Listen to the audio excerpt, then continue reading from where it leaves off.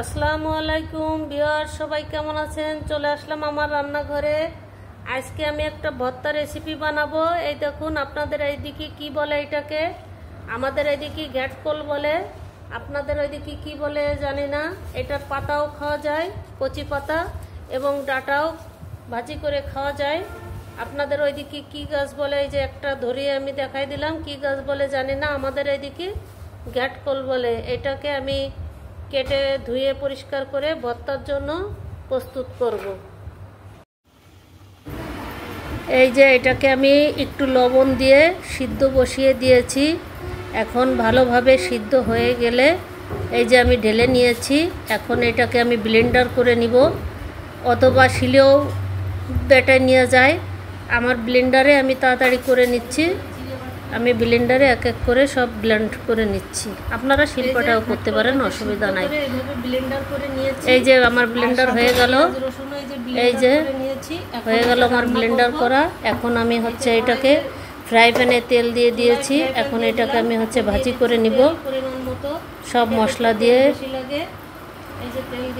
সুন্দরভাবে কষিয়ে আমি হচ্ছে এটাকে ব্লেন্ডার ভাজি ভাজি করে নিব।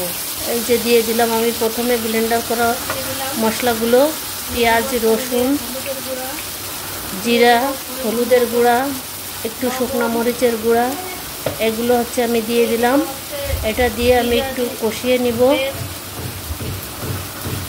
এক এক করে আমি সব মশলা দিয়ে এখন এটাকে একটু কষিয়ে নিয়ে এটার মধ্যে হচ্ছে আমি ব্লেন্ডার করা ঘাটকলগুলো দিয়ে দিব।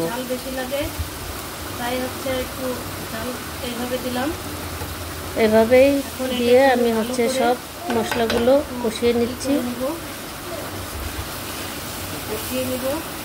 এই যে আমার কষানো হয়ে গেল। এখন এই যে ব্লেন্ডার করা ঘাটকলগুলো দিয়ে দিলাম।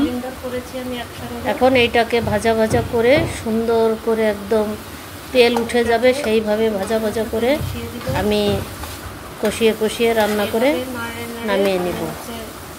এই যে এইভাবে আমি কষিয়ে নিচ্ছি। নাড়তেই থাকবেন, না হলে নিচ দিয়ে পুড়ে যাবে। কে কোথা থেকে দেখছেন আমার লাইক কমেন্ট করে আমার পাশেই লাইক কমেন্ট করবেন, আমি যাতে আপনাদের ধন্যবাদ দিতে পারি। লাইক ফলো দিয়ে আমার পাশেই থাকবেন। আমার চ্যানেলটাকে সাবস্ক্রাইব করবেন। এই যে আমার প্রায় শেষের পথে। আর এই যে হয়ে গেল আমার ভাজা।